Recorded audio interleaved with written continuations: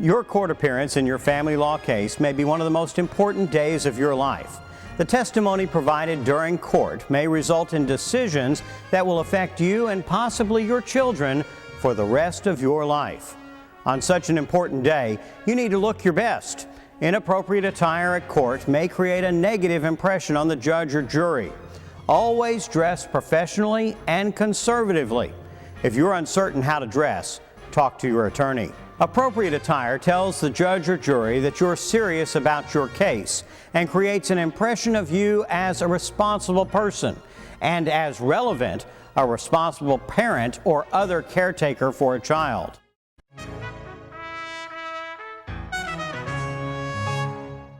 Whenever you take the witness stand in the courtroom, your testimony is under oath. Raise your right hand, please. Do you solemnly swear to tell the truth, the whole truth, and nothing but the truth in the testimony you will give, so help you God? I do. Thank you. You may be seated.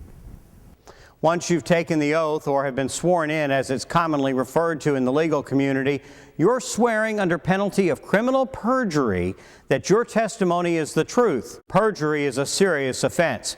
It may not only subject the perjuring witness to criminal charges, but completely destroys the witness's credibility.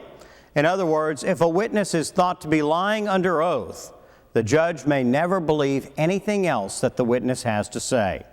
Family law judges have a large amount of discretionary decision-making power. Some decisions in a family law case may literally be decided by the judge's belief in the veracity of one party over the other. The classic, he said, she said. Therefore, the judge's belief in the truthfulness of a witness may play a major role in the outcome of the case. Always tell the truth when you're testifying.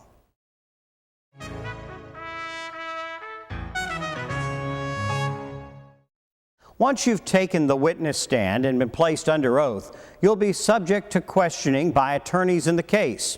The questioning is referred to as examination. Examination consists of direct examination and cross-examination. Direct examination is most often conducted by the attorney who has called you to testify, unless that attorney is hostile to your case, in which case the examination will be cross-examination. For example, if your attorney calls you as a witness, then your attorney will conduct direct examination. On the other hand, if the opposing attorney calls you as a witness, then the opposing attorney will conduct cross-examination. The primary difference between direct and cross-examination is that under direct examination, the questioner is prohibited from asking leading questions. Leading questions are allowed on cross-examination. A leading question is a question that suggests the answer and is often answerable with a yes or no, although all yes-no questions are not considered leading. Let's look at an example of a leading question. Isn't it true that you intentionally removed all of the monies from your joint checking account without consulting your husband? Yes. Generally, leading questions should be answered yes, no, or I don't know. Any attempt to explain your answer will likely be met with an objection from the examining attorney. Isn't it true that you intentionally removed all of the monies from your joint checking account without consulting your husband? Yes, my husband had threatened to remove the money as well, and I thought I'd best remove it before. Objection, non-responsive after yes. Sustained. As presented earlier on direct examination, the examining attorney is generally prohibited from asking leading questions. Let's look at the same question in a form that is not leading. Have you taken any action with regard to the joint bank accounts? Yes. What action have you taken? I've transferred the funds into a different account. As you can see, the question on direct examination was not leading. The witness was required to provide the answer to the question, as opposed to the answer being included in the question itself. During your testimony, there may be objections by the opposing attorney, and sometimes even your own attorney. When a lawyer objects, he or she will stand up. If you see a lawyer stand up, please cease testifying. Failure to do so may result in an admonishment by the judge. What did your child tell you that happened at school that day? He said that his... Objection calls for hearsay. He said that his mother... Your Honor, please instruct the witness not to continue testifying when a lawyer stands up. Sir, when an attorney stands to make an objection, you need to stop where you are. Do not answer further. Wait for instructions or for another question. Do you understand? Yes, ma'am. Thank you. Make sure and be quiet when a lawyer stands up. When a lawyer objects, the judge will rule on the objection. Although sometimes the lawyers may argue with each other and the judge may ask questions in between the objection and the ruling. Ultimately, the judge will either sustain or overrule the objection. When a judge sustains the objection, this means that you cannot proceed with answering the question. When a judge overrules the objection, this means you can proceed with answering the question. Testifying can be scary.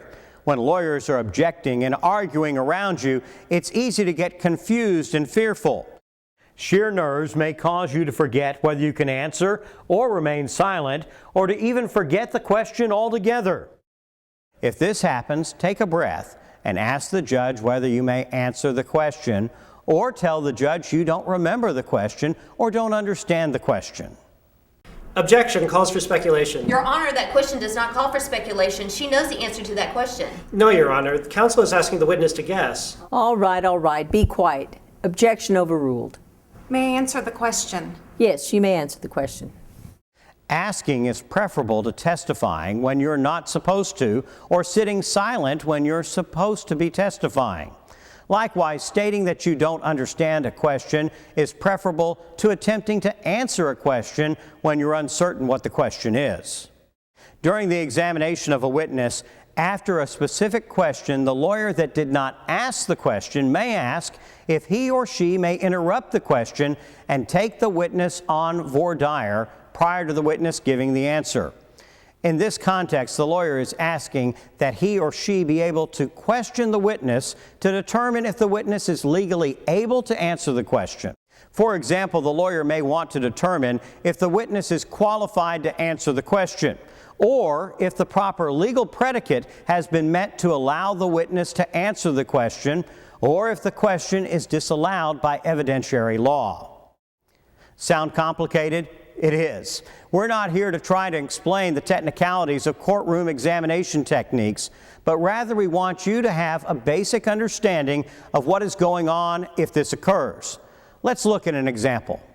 What was your intention when you executed this contract? Your Honor, may I take the witness on voir dire? Yes, counsel, you may proceed. Are you alleging that any portion of this contract is vague or ambiguous? No, I think the contract is clear in what it says. Your Honor, I would object to him testifying as to his intention when he executed the contract. Such testimony would violate the Four Corners Doctrine. Sustained. The testimony will not be allowed. In that scene, the attorney wanted to disallow the witness's testimony, but had to prove certain facts first.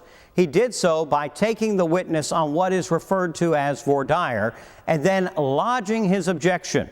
Legal predicates and Latin phrases are not your concern, but understanding at least the basics of what is happening while you're on the witness stand will hopefully make the experience of testifying less stressful.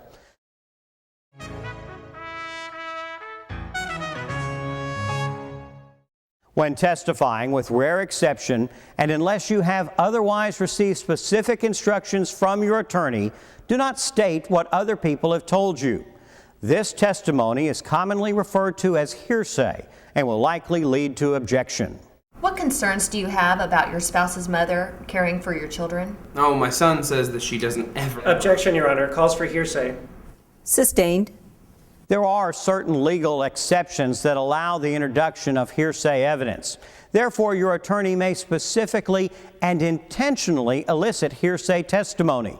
However, generally, hearsay is inadmissible, and you should avoid attempting to testify as to what others have said unless you've discussed this with your attorney in advance.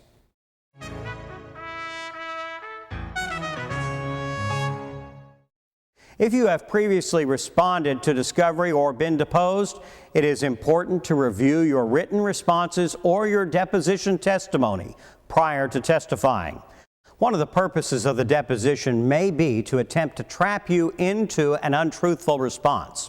Unless there is a valid reason for your answer to change, be prepared to testify in accordance with your discovery responses and deposition testimony. Failure to be familiar with your discovery responses and deposition testimony may lead to the questioning attorney attempting to impeach you with your own discovery responses or deposition testimony. You may proceed. Tell the court why you were outside your husband's driveway at midnight on the night in question. I had lost my necklace at some point, and since I had been at his house earlier, I thought it might have come off somewhere in his driveway. Ma'am, isn't it actually true that the reason why you were in his driveway at midnight is because you wanted to see who was leaving his house? No, that's not true. I was just looking for my necklace. May I approach the witness, Your Honor? You may. Do you recall that I took your deposition several months ago? I do. I'm going to hand you a document and ask you if you recognize this document to be the official transcript of your deposition. It does appear to be that, yes. Please turn to page 25 of your deposition and refer to line 5.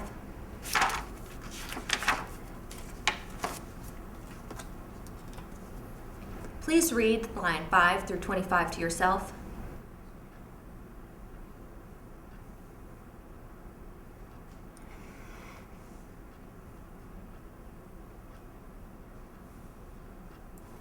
Now that you've had the opportunity to review this portion of your deposition, do you wish to change your testimony? I guess I did say at my deposition that I was waiting outside my husband's house to see who left. But I was also looking for my necklace.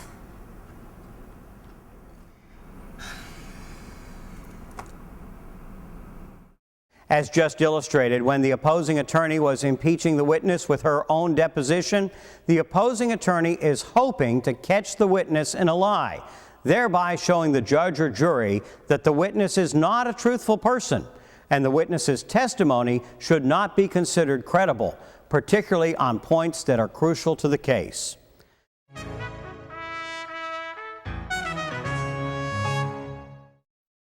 Just like your appearance, your behavior during your court appearance, whether while on the witness stand or sitting at the counsel table, will create an impression on the judge or jury as to your priorities as a spouse, parent, or other party to the family law litigation. Do not joke or laugh during your testimony or anyone else's. Your case is a serious matter. If you laugh inappropriately, it will make you seem somewhat arrogant and/or not serious about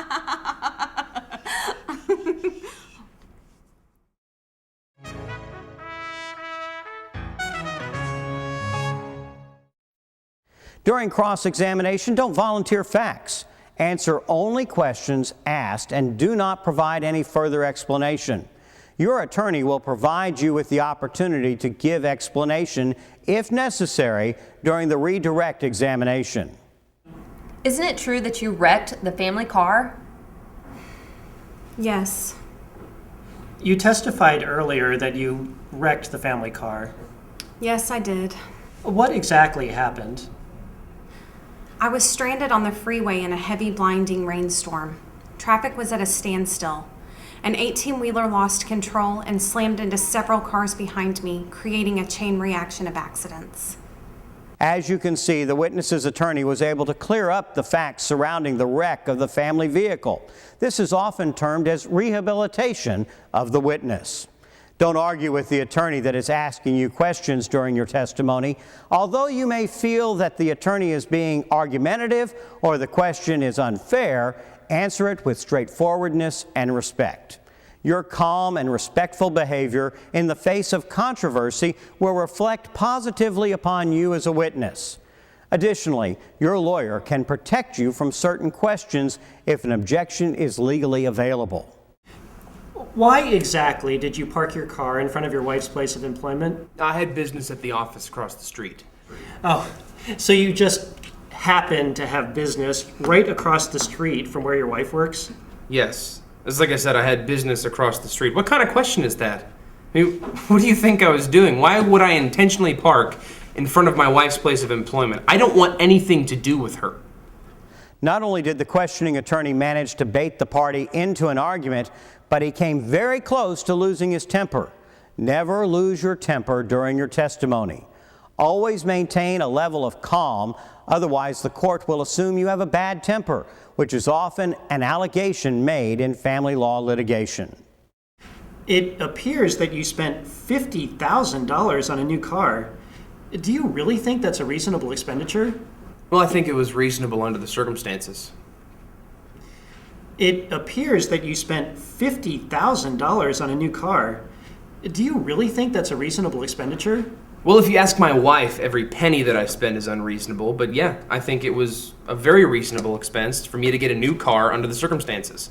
And I bought other stuff as well. Clearly, the witness would have been better off having not made the final remark, but he let his temper get the best of him. The witness's response demonstrates that if you lose your temper, you will generally say things that you would not say otherwise. Stay calm and do not lose your temper under any circumstances. Never guess at your answer. If you don't know the answer, then simply state you do not know. How much do you think the business is worth? I'm not sure. If I had to guess, I'd say somewhere between $250,000 and $500,000. How much do you think the business is worth? I don't know. To guess at an answer can certainly hurt your case. Keep your answer simple. If you do not know, simply state you do not know the answer to the question, no matter what it is.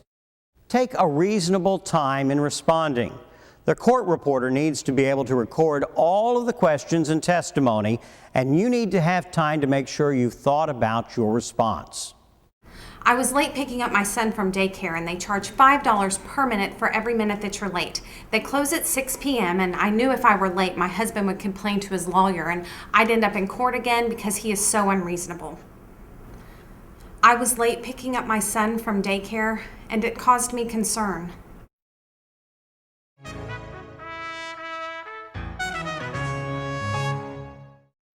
You may be tempted to bring your notes or other documents you want to use for reference or to refresh your memory during your testimony.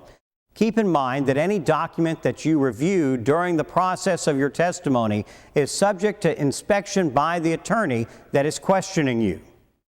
What is the name of the officer who made the report? I'm not sure. Can I check my notes? Sure, go right ahead. Yeah, John. The officer's name is John Smith. Did that note help refresh your memory? Yes, it did. Thank you. Since you used that note to refresh your memory, I would ask that you turn that note over to us for our review. That has my personal notes. Aren't those confidential? As you can see, the witness's innocent reference to his personal notes resulted in the entire note being turned over to the opposing counsel. Unlike your personal notes, there are certain documents that will be formally admitted into evidence. Once this occurs, it is appropriate to refer to those documents when testifying. Please refer to the document marked Exhibit A. This is your bank statement of your joint checking account. In this scene, the document has been admitted into evidence, and it is therefore acceptable to review the document while testifying. In some instances, although a lawyer is seeking to have a document placed into evidence, upon proper legal objection, the court may exclude the document. In that case, you will not be allowed to refer to the document. It is important to understand what is going on when a lawyer is attempting to get a document into evidence. Indeed, the lawyer may be using you in his or her attempt to admit the document. The lawyer will approach you with the document and hand it to you and then ask you if you recognize the document. Assuming you do recognize the document, you may be asked additional questions to assist the lawyer in verifying the authenticity and accuracy of the document. Remember, be honest in your responses. If opposing counsel is attempting to get a document in through you and you are unsure what the document is, then say so. If opposing counsel is attempting to get a document in through you and you cannot be certain it is authentic, then say so. Your Honor, may I approach the witness? You may. Do you recognize this document that is marked Petitioner's Exhibit A? Yes, it's a letter from me to my wife. You wrote this letter. Yes, I did. I signed it too. That's my signature right there. Move to admit Petitioner's Exhibit A. No objection, Your Honor. Petitioner's Exhibit A is admitted. Please read the first line of the Petitioner's Exhibit A. Dear Jenny, I feel The witness was clearly able to identify the document as something that he wrote and signed. The document was then admitted into evidence, and the witness was able to refer to it in giving his testimony. If you're not able to identify the document, then make that clear to the court. Do you recognize what's been marked as Respondent's Exhibit B? I'm not sure. I don't think I've ever seen this before. I know I didn't prepare it. Well, are the dollar amounts in the document correct? I don't know. I'd have to verify them. There are a few additional things that might help you to better understand and cope with the trial process. Let's review what we've discussed and add a few more hints that will help you to have a better and informed day in court. Dress appropriately for your day in court. During examination, listen to the question and make sure you hear and understand the question before you attempt to give an answer. Don't be afraid to tell the judge that you don't understand the question or the court's ruling on the objection. Take your time. Don't worry about silence. When you do answer, speak slowly and clearly, and do not volunteer information on cross-examination. Never joke or laugh inappropriately during a court hearing, whether from the witness stand or counsel table, and don't attempt to outwit or argue with the opposing counsel, nor should you ever lose your temper with the opposing attorney. Don't guess or give estimates in your answers, and never attempt to explain or justify your answer when under cross-examination. Don't divulge what your lawyer has told you, as this information falls within the attorney-client privilege. Don't refer to documents during your testimony unless you have already discussed this with your attorney or unless the documents have already been admitted into evidence. Of course, it is impossible to cover every possible event that might occur during your hearing or trial.